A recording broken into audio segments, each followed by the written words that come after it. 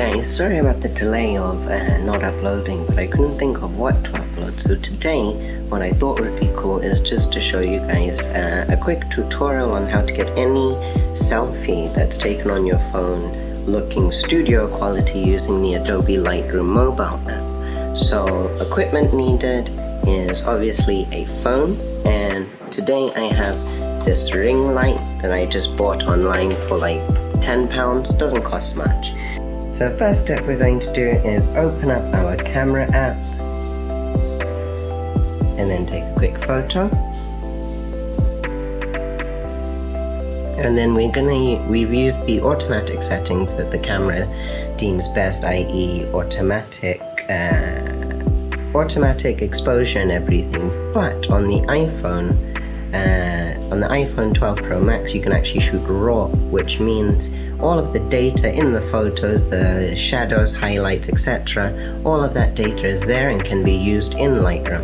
So in our app we're going to tap on the RAW button in the top right, take another photo, and then later I'll show you in the Adobe Lightroom app the difference in editing when you're editing a RAW file versus just a normal JPEG. So from there we're going to go into Lightroom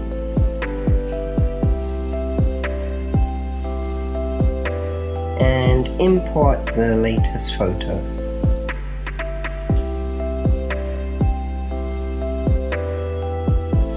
So you can see one says DNG, that's the RAW file, and the other is a JPEG. So if we go to the JPEG, what we can see here is the photo we just took. If we tap auto, it auto balances the overexposed areas. We can go to light, exposure, bring it right up, or right down depending on the mood you want. Me personally, I like a bit more punchy photos, so the contrast goes up.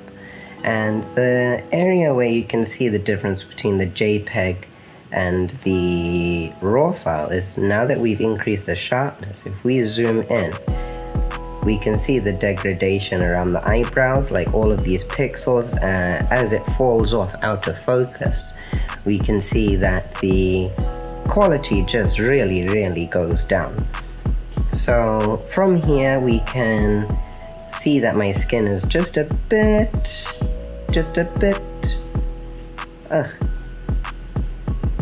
go away.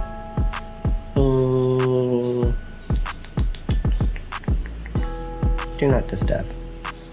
We can see that my skin is just a bit shiny and has some imperfections on my forehead, so we can go to texture and bring that down slightly, not too much. But we can see if we take it all the way down, it softens my skin so much that it doesn't actually look natural. It looks like I'm either wearing makeup or I've been airbrushed. So I'm going to bring that back up. Clarity is just more punch. See?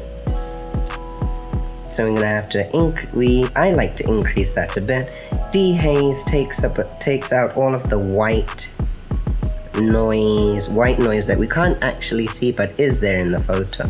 So at 0 we can see this is how the photo looks, but if we just push it up a bit, the darks get darker and whites get whiter without the so-called white haze. Color, we can adjust the temperature, cool the photo down a bit. And here, because we have a green wall behind me and I don't want the wall to be green, we can actually go to color, tap on the green and change the color of the wall behind us, or take it out entirely with saturation.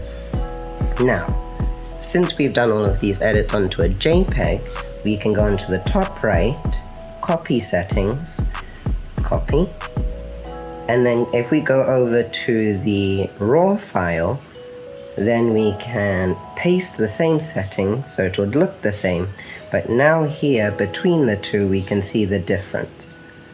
So if we zoom in, we can see that there's much more depth and smoother gradients, i.e. here on the wall between this shadow by my shoulder and then the wall behind.